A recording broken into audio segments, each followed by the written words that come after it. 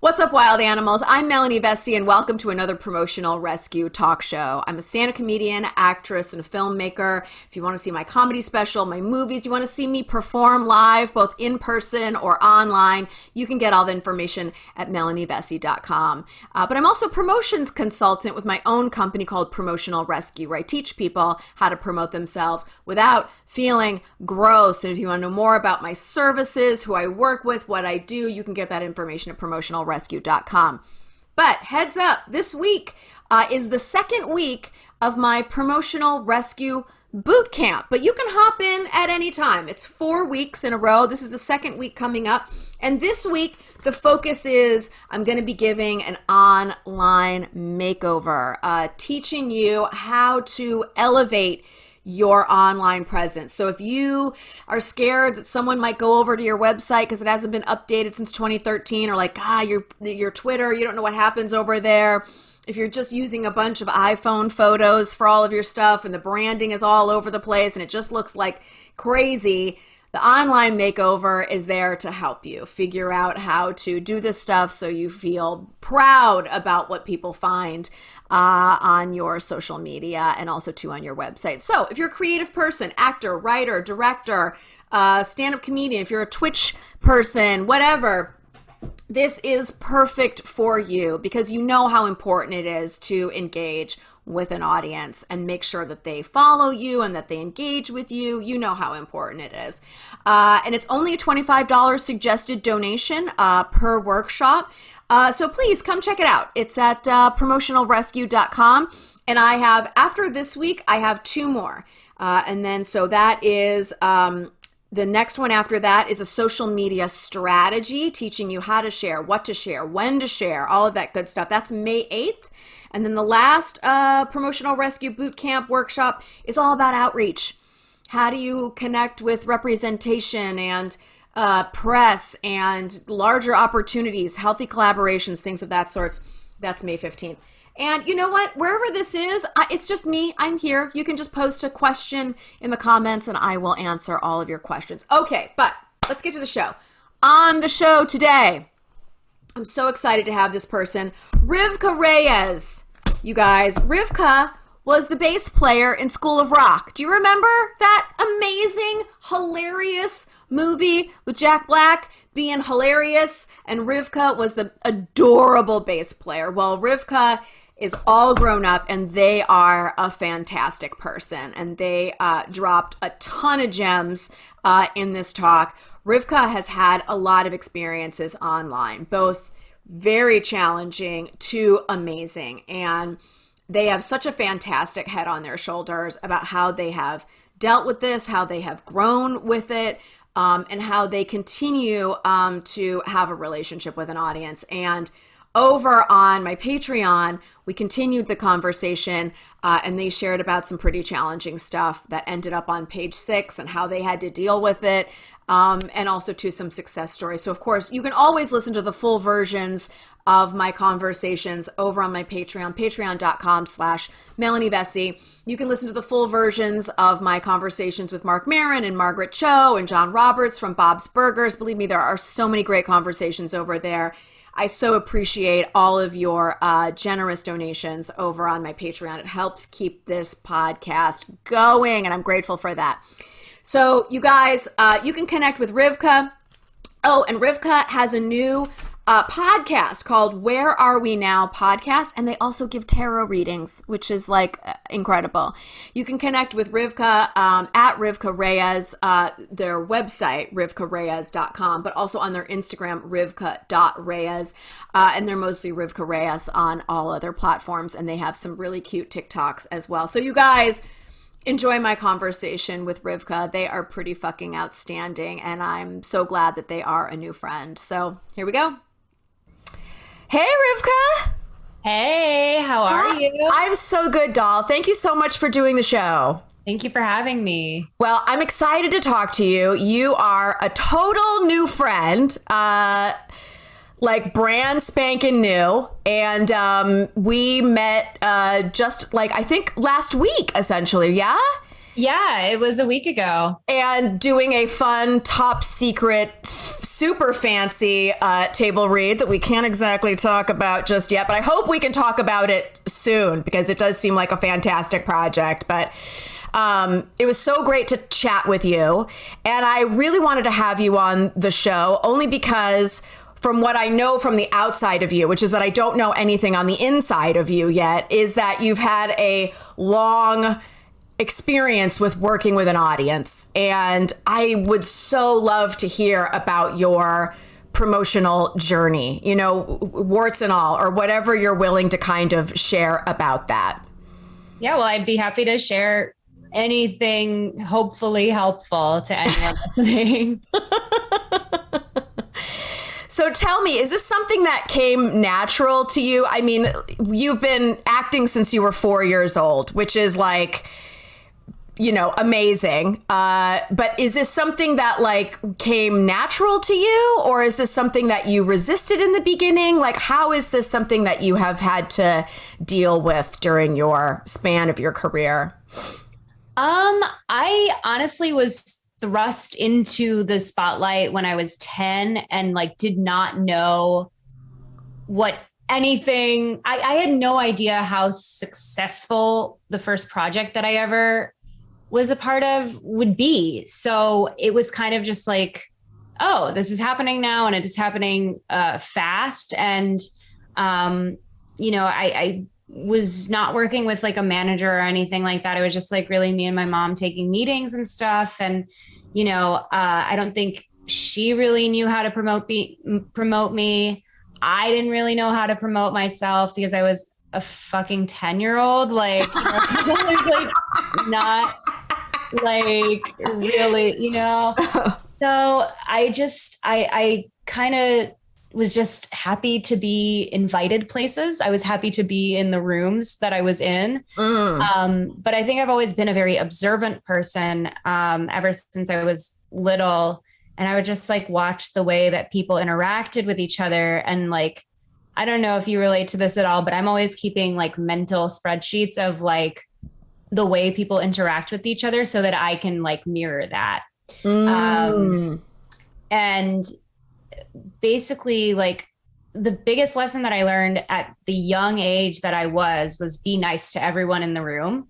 Like, and I don't even want to say nice. I think kind is a better word, because you never know who that intern is going to grow up to be. You know, you never know who that PA is going to be in charge of someday.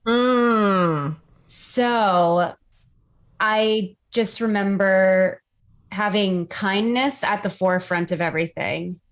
And yeah, that's kind of carried me, even though I've had some like, you know, sordid times where I wasn't very kind and like ended up putting my foot in my mouth. But for the most part, I've been able to get back to like kindness at the root of everything. And now it's been more about like, how can I, like, I love the premise of the show. It's like, how can I make self-promotion not be gross? Because it does feel so gross to plug shows. Like, and I guess like when I started doing comedy in Chicago, this is when I was like 21, I would overload myself with shows. I would just like say yes to everything. And what I would do was I would take one of my stills from my shows and put a little like box next to it with all of my dates, all of the locations. And it would be like, here's where you can see me in January.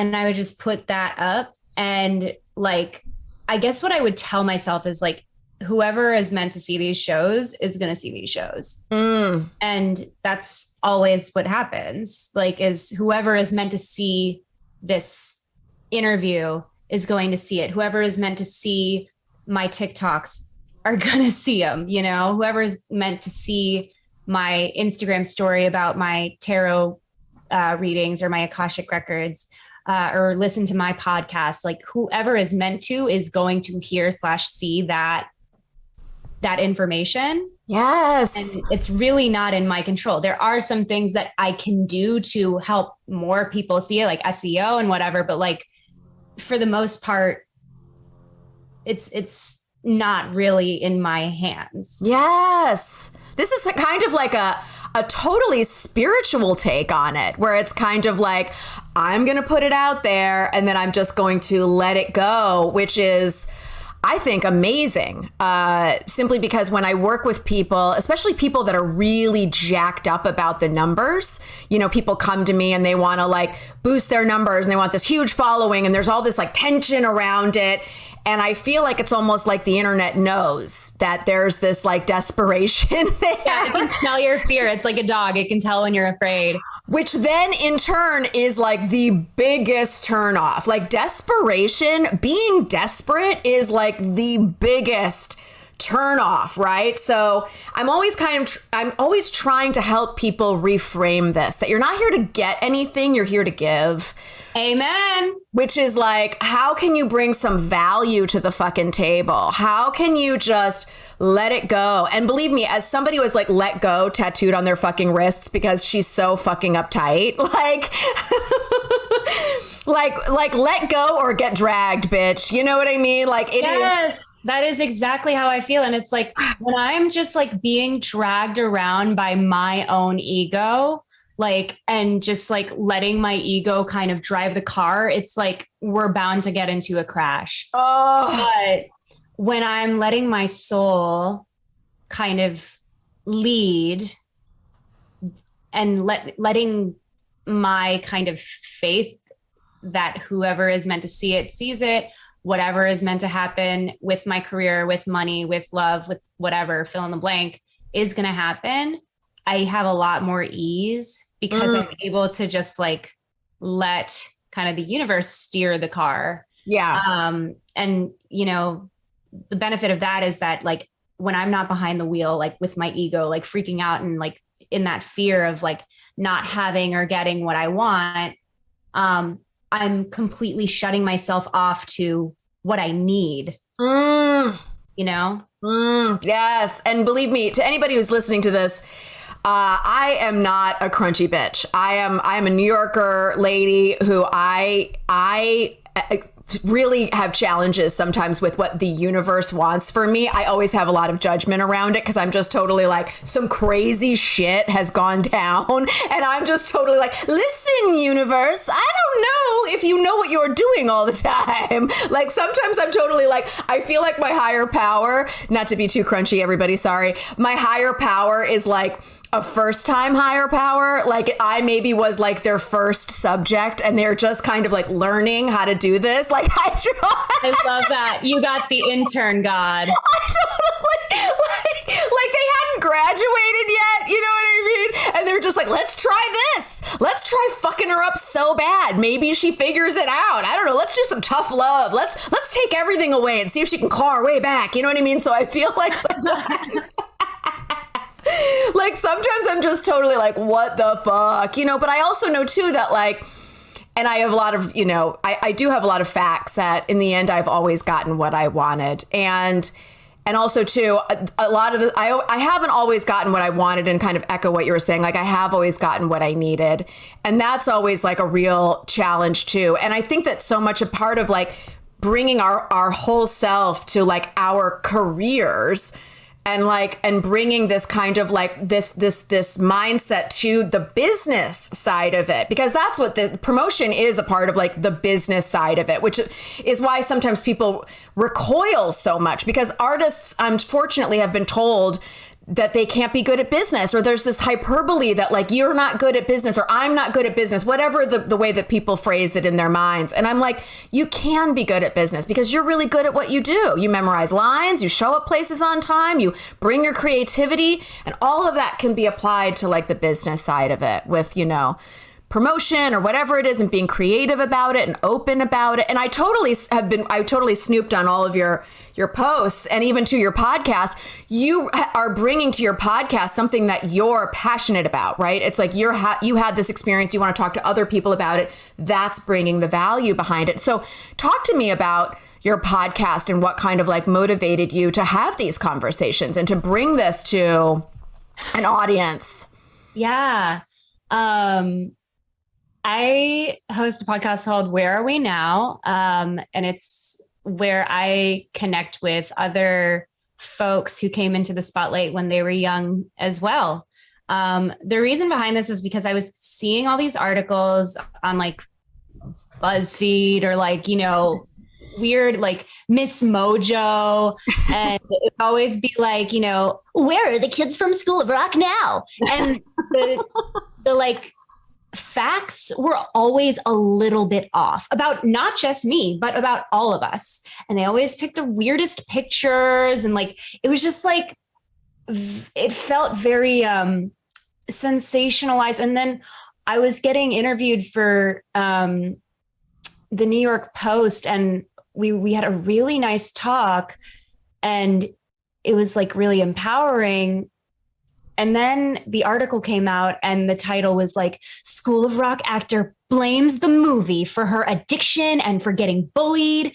And I was just like, I'm done with publications doing that to my story, like kind of manipulating it to make it. And I know they got to like get the paycheck, and that headline, has to, pop for people to like want to read it.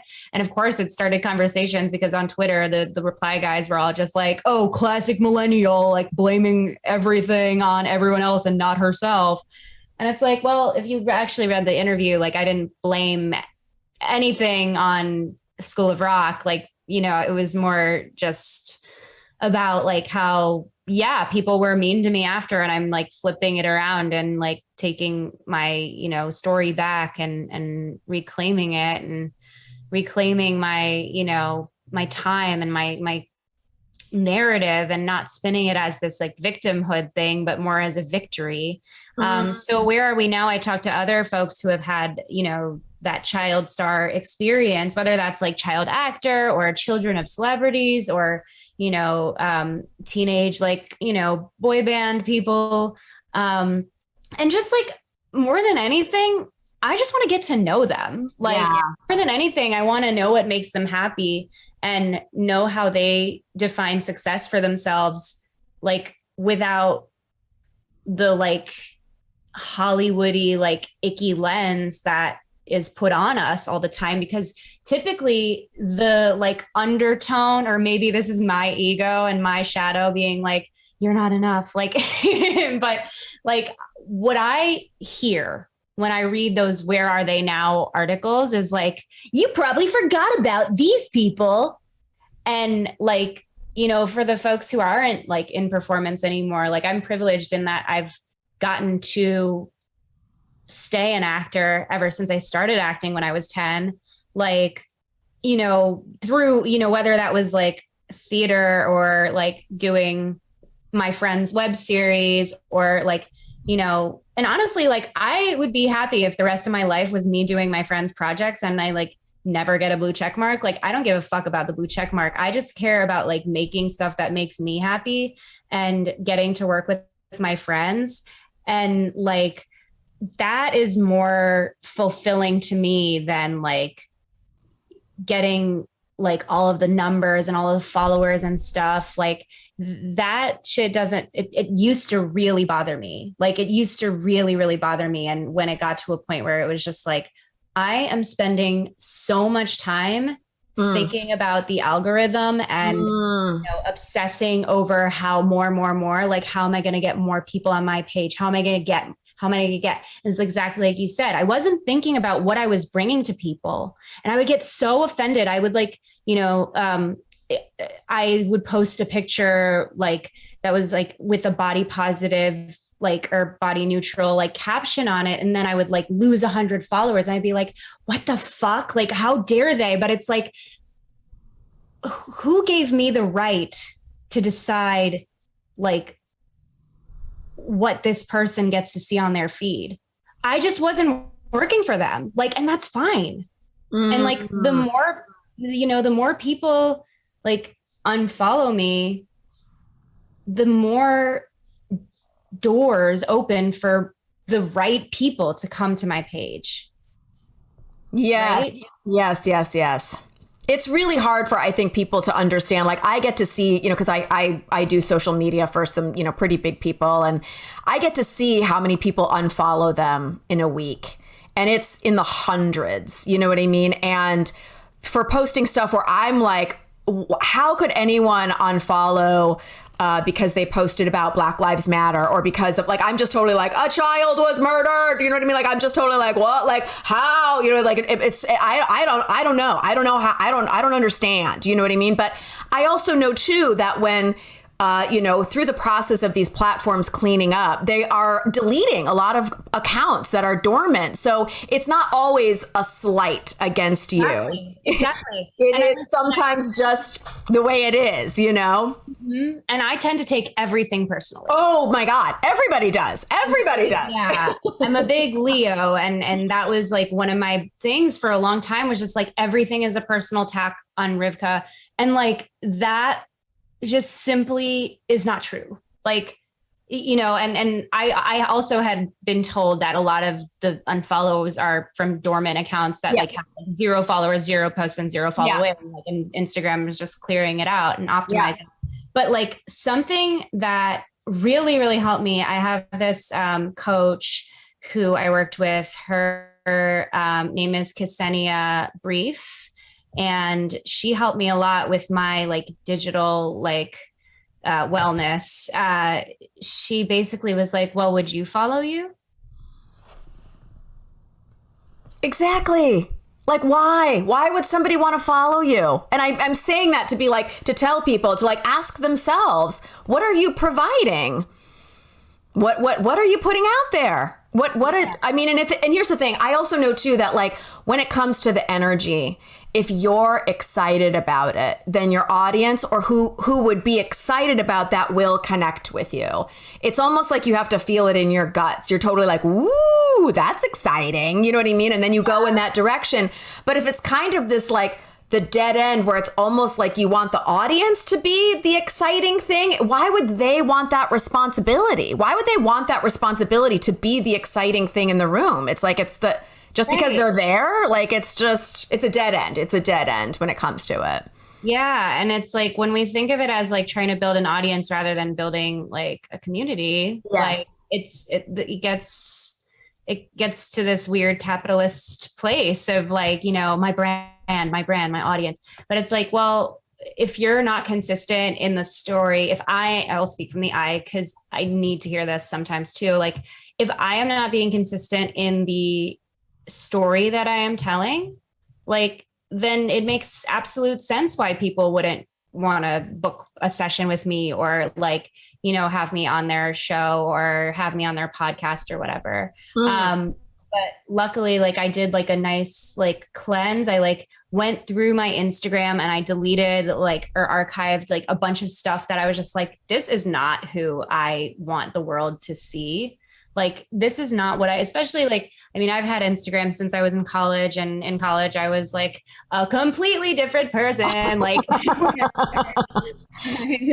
you should be. You're allowed to grow. And I feel like, especially as a young person, you know what I mean? Like, I came to social media as a much more crystallized, person, older, but like from like high school to college, completely different person. College to mid 20s, completely completely rebrand. You know what I mean? Like, so I think that must be very challenging to kind of look at that stuff, and or you have a major life change. You decide something about yourself, right? So like, I didn't come out as gay until I was 26. I got sober at 22. Like, these are major life changes that will change how I see the world, and also too how the world is willing to see me. Also, what I'm putting out there, what I'm looking to plug into, and from what place inside of me that's coming from. And it's a whole thing. It's a whole thing.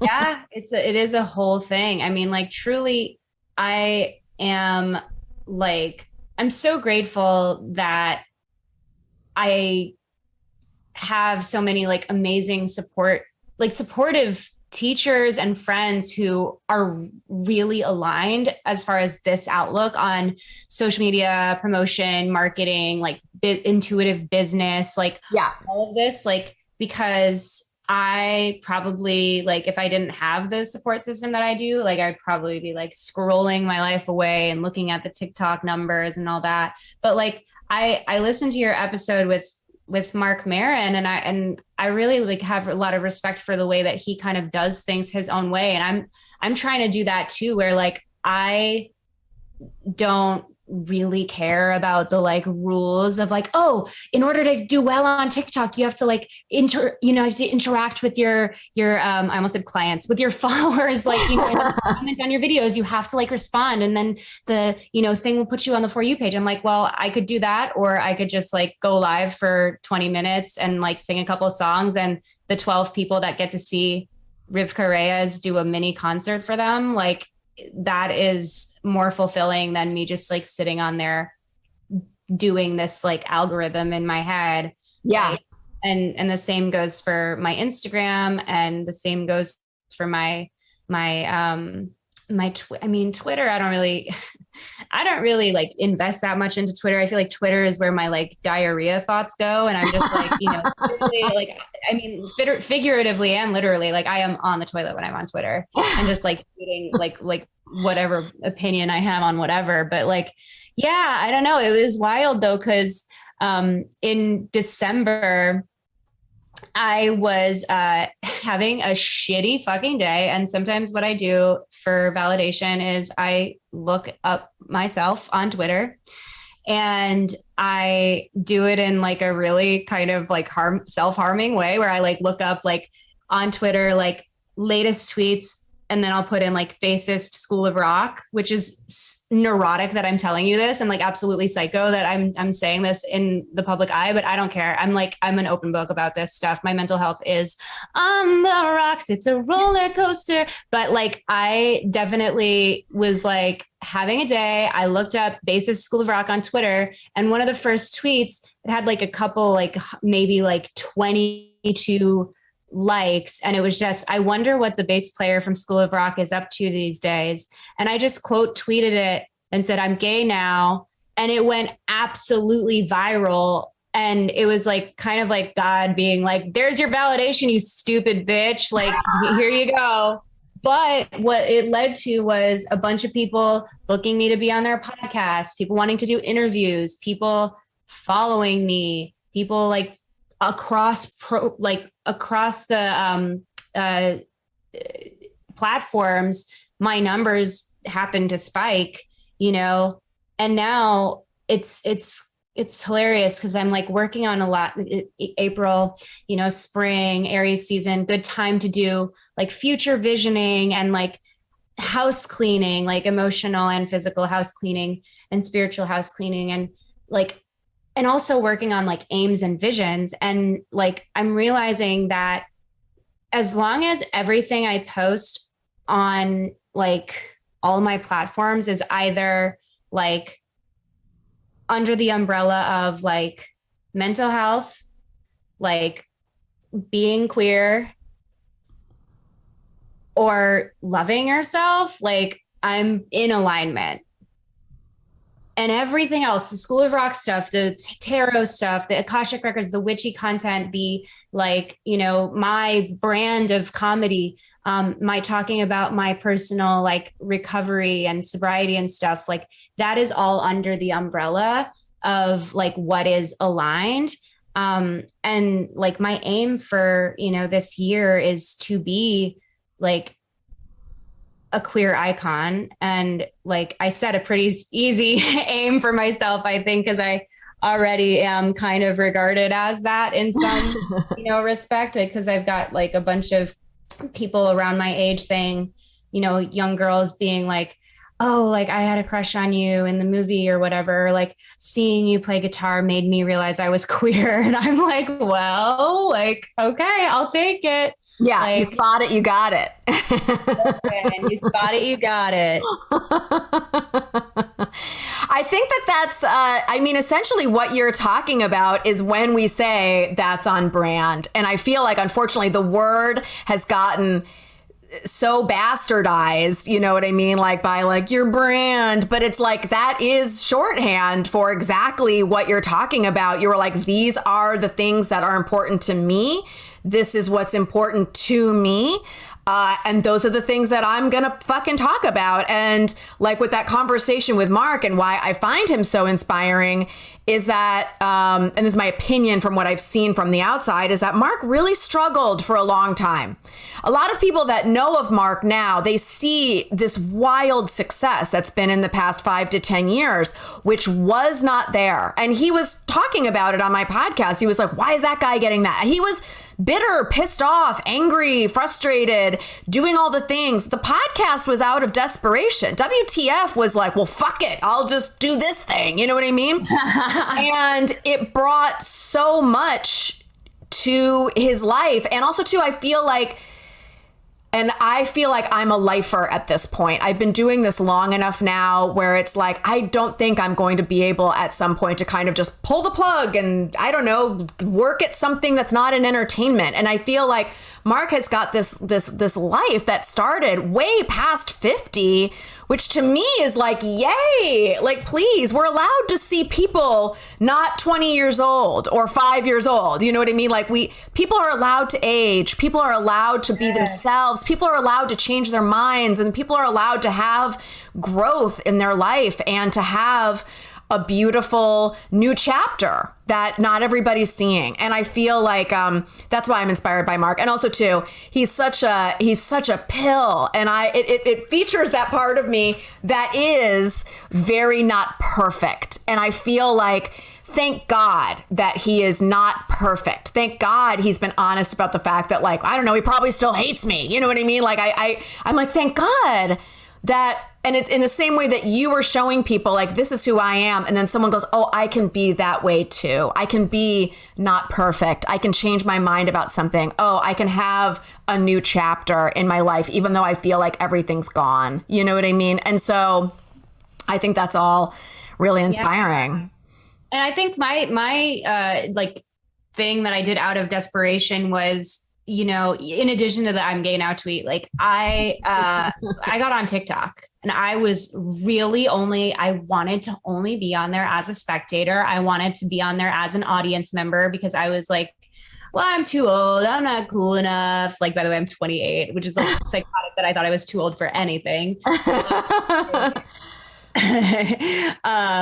But like, yeah, I was just like, I'm too old. But then my friend who had gotten some success on there just via his personality, like, which can be done, was just like, no, like, Riv, you have like a very strong personality. You are a very good speaker. You're like a very charismatic and talented person. Just like throw spaghetti at the wall and see what sticks.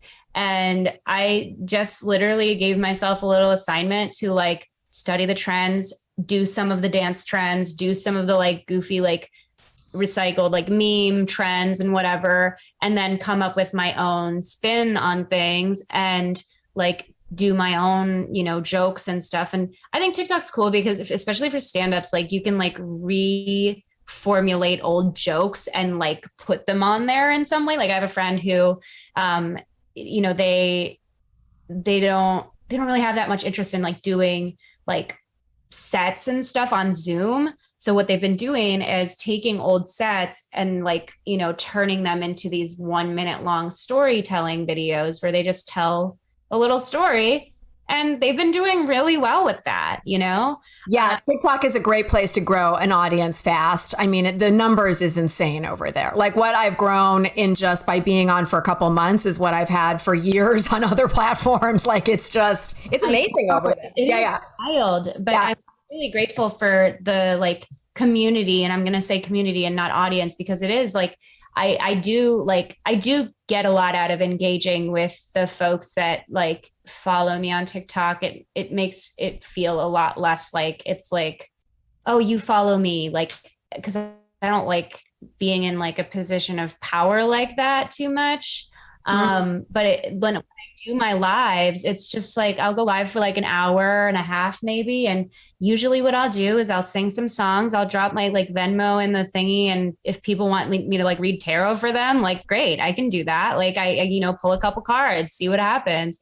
And that's been like the most fun that I've had all of the panini. Like I've just been like, doing that like maybe once or twice a month. And it not only does it bring revenue and, people to my like one-on-one tarot sessions, it also brings people to my Patreon, but it just is fun and I get to perform and I get to do what I love. And I have a stupid little karaoke microphone that has like a reverb function on it. That's just really fun. And I'll just like sing whatever I want. And like, I don't know, for Passover, I did musical theater night and it was really cute. And like, there are nights where like, I'll be like, okay, what's like the theme for the music that I sing tonight? And somebody was like anger. So I just sung a bunch of like angry breakup songs because that's what I was going through at the time. So I don't know. It's like, it's fun. It's like a nice, like, even though I can't see the folks that are watching me, it is interactive. And I really get a lot out of that because that's what I like miss about doing like live stand-up shows and stuff. Was like being able to like fuck with people in the audience and like, and then the singing aspect of it all is really fun too.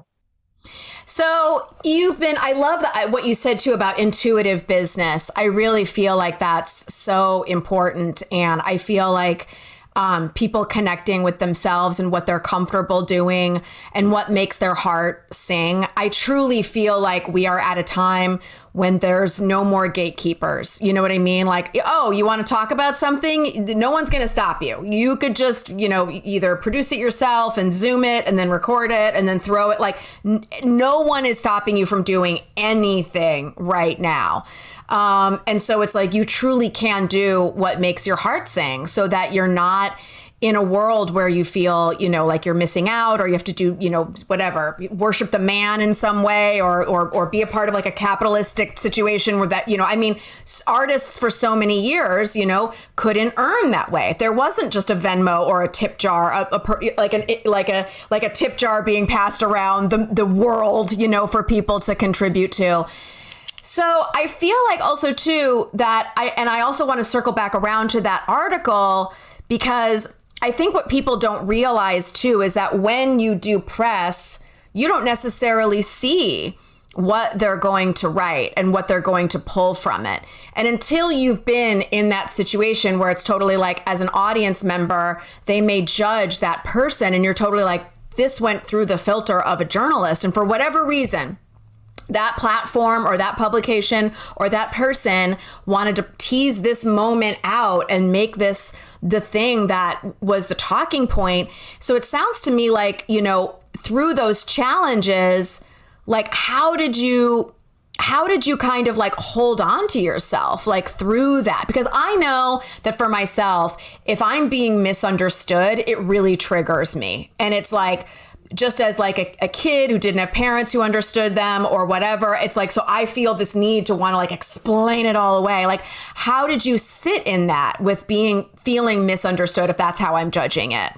No, you're absolutely right there. I definitely have the same thing where like misunderstood. I often was like trampled on as like a kid. Like my thoughts were absolutely steamrolled because my family is a family of big personalities. Like we've got, we've talked about this a little bit, but like I've got some big personalities in my family. Like me being like one of the like more reserved members of my family says a lot because of how I am as a person.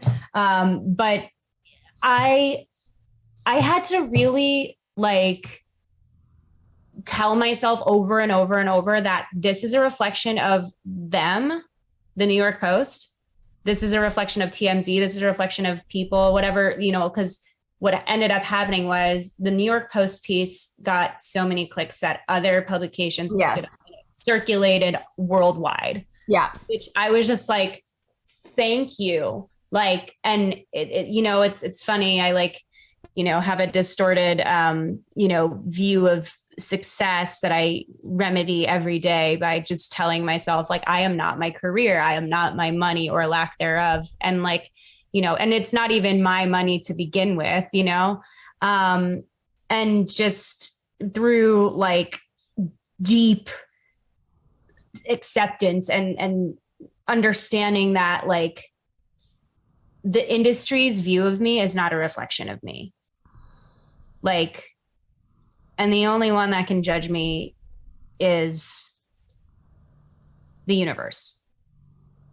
Right? Which is some fucking black belt mental shit, because that's hard to do. That is, I struggle with that all the time. I mean, and everybody that I work with, you know what I mean? It is like that separation is like some black belt shit. That's hard to do. It's really hard. I consider myself to be like a CEO of like letting go, for real. Like it has taken me 28 years to get to this place where yes. Even a year ago, like in the pandemic early on, I was like doing things out of scarcity. I was like, if you send me $7, which was how much the ticket cost, you can watch my hour-long special. Like, and nobody fucking wanted it because again, they could sense the scarcity. They could sense the desperation and the manic energy that I was giving off. But when I created my Patreon, rather than thinking of it as like, all right, like, what am I going to get out of this? Like, how am I going to get people to pay me the most money for my art and my services? Patreon's great because you're literally giving offerings. So I had to sit down, and my friend Justine Cohen is a business coach. Her handle is Dream Catalyst Coach on Instagram. And I heavily, heavily recommend her. She did a great job with helping me with my Patreon launch and everything. Was like, just like, what am I offering? What am I giving? What gifts can I give these folks realistically without burning myself out? Because I know with Patreon in the beginning, I was just like, oh, and I could do this and I could do these like monthly like meet and greets and stuff. And I was just like, I can't be letting that many people into my digital space and letting that many people have access to me. So what can I provide? And I had to build from like, what can't I provide first? What I can provide is early access to all episodes of my podcast. What I can provide is monthly channeled like tarot messages for the collective that is only on Patreon. What I can provide is channeled poems, channeled songs. What I can provide is pictures of my ass every once in a while, because why the fuck not? Like I'm proud of it. I love my ass. And like, I don't give two shits about it being all over the internet, behind a paywall even, like, and she really helped me like get kind of on like a aligned highway for my content plus model that I have on Patreon. And I'm still like working out some things with it. Like I am now telling myself this like stupid ego story that the only reason people want to be on my Patreon is for my ass, which is like probably true in some respect, but like they're getting much more than the butt, Ladies and gentlemen, there's so much more than a butt, so much more. But however, it is a plus. I'm sure it doesn't suck. So Rivkah, you are a joy. We're going to keep this conversation going over on my Patreon. So everyone, if you want to engage with Rivkah, you can listen to their podcast, Where Are We Now? You can also get their tarot readings, and it's Rivkah.Reyes on Instagram, and then Rivkah Reyes everywhere else, because they are sitting on that name, which is amazing. So follow, favorite, and fawn over Rivkah, because they're super awesome, and we're going to keep talking over on my Patreon. And if you want to know more about me, MelanieVesey.com. If you want to know more about my biz, PromotionalRescue.com. We're going to be over at PromotionalRescue.com/Melanie Vesey. Bye.